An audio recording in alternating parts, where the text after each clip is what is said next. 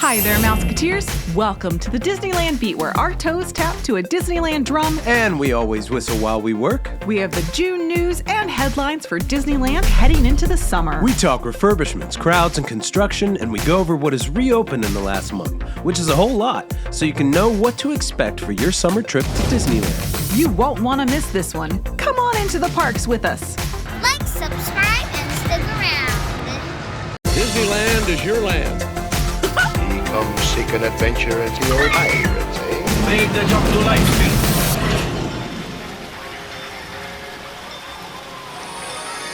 Hi, I'm Amy. And I'm TC. Let's start out in Galaxy's Edge. Disney has announced that Mandalorian and Boba Fett characters will be coming to Disneyland. At the recent Star Wars celebration, we learned that we can soon expect to see Mando, Boba Fett, and even the ever-popular baby Grogu as well. This does present a timeline issue for Galaxy's Edge, which is the only IP-based land that Disney has ever locked into one, in such that some of these characters no longer exist. But really, we're glad to see it, and we'd love to see more flexibility in the land so that we can bring in these beloved characters. It has been announced that Darth Vader is coming back to Tomorrowland for a limited time for some meet and greets, but no word if this means that the launch bay is going to reopen. It is part of the marketing to support Obi-Wan on Disney+, which wraps up its season in the next couple weeks. Large crowds are a current norm at the parks and probably will be throughout the summer. Mornings are still light and you can get a lot done, but by lunchtime the park is getting pretty crowded, though some areas like Adventureland and New Orleans Square are notably more open due to the efforts of Project Stardust, which has been removing pinch points throughout the park. However, the result of this is that there has been less seating in the park. Have you found it difficult to find a bench recently? But the evenings have been the most packed of all as the crowds and locals come back to the park to enjoy the nighttime spectaculars. Fantasmic, World of Color, Disneyland Forever, and the Main Street Electrical Parade have returned, including most of the dining packages as well. And though the crowds are heavy, we don't think that they're nearly as bad as they were prior to the reservation system being put into place. We do see it being effective, but this summer will be a true test of that theory. The Blue Bayou restaurant has reopened its doors, though the actual Pirates of the Caribbean ride has not yet done so. Be warned, there are construction walls hiding the Riverview at the moment. No word on when those might come down, and it's currently walk-up only. There are no reservations at this time. Let's look at the refurbishment calendar for June and July. There are a few rides closed for the remainder of June. The Finding Nemo submarine voyage is still down and has no opening date planned. The water's back and the bubbles are there, and the animatronics can even be seen moving underneath the water, but Disney is still working on the final touches. The lagoon and submarine attraction should be a sight to behold once it reopens. It appears to have been a full refresh of everything, and we still think the Finding Dory seals are going to be added to the ride. Tarzan's Treehouse continues its transformation into a new attraction. The entrance stump and bridge are completely gone now, and they're paved over. There's no word on when this might return, but as they are probably going for an Encanto theme, we think they're going to get this done as quickly as possible. And of course, Mickey's Toontown is continuing its year-long refurbishment and will not open until March of 2023. The red car trolley at Buena Vista Street is still closed over at DCA, but Disney has announced that this will be returning this summer, and we can't wait to see it grace the rails again. Pirates of the Caribbean is still closed, but there is good news here. We have an opening date scheduled, and July 1st, the Scallywags of New Orleans should be back marauding again. And other than that, there are no other ride closures listed throughout July. It's going to be a great month to get in the park and ride your favorite rides. The Avengers Campus Spider-Man animatronic made headlines recently when it crashed into a building. Hard. But it was back up later that day. It's funny, they even had a B mode ready for the crash, so when the malfunction happened, there was dialogue to support it.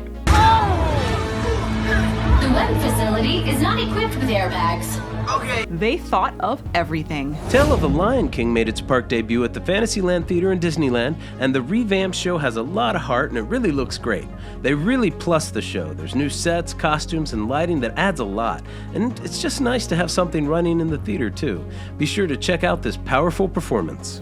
The Troubadour Tavern on site at the theater has a special menu of African delicacies to go along with the show, including a chicken coconut curry baked sweet potato that is absolutely amazing. Storytelling at the Royal Theater is back. The wonderful tales told by Mr. Smythe and Mr. Jones have returned, though no new shows yet. The shows that were playing prior to the closure, Tangled and Beauty and the Beast, are back, delighting audiences of all ages. The only theater that's not reopened is a show at the Hyperion Theater at DCA. There have been some signals that might happen. The entrance plaza for the theater has been being used for seating and dining since the parks reopened, but Disney has started to move some of those tables out to other spots in Avengers Campus, and this might mean that they're building a new show for the space. We really hope so. The theater is a cutting-edge Broadway space with really high production quality, and it also soaks up large crowds during the day at Disney California Adventure. Good luck if you're trying to get a season pass. All levels of Magic Keys are now listed as sold out. There's litigation pending that a judge has allowed to proceed, brought by a guest saying requiring reservations that were limited is the same as a blockout date. We're not sure how that trial's going to end up, but we don't think Disney's too bothered. They certainly make much more money on day tickets, and they're fine continuing to do so. And we do think that Magic Key sales will eventually return, but we do think it's possible they will be more limited in the future. There is a California resident deal running. You can get a 3-day ticket at about $83 per day and a bit more for weekends. You can upgrade it to a park hopper as well. After 2 years, we finally have some Splash Mountain news. The voice of Tiana, Anika Nani Rose, was recently quoted saying that the ride is projected for a 2024 opening.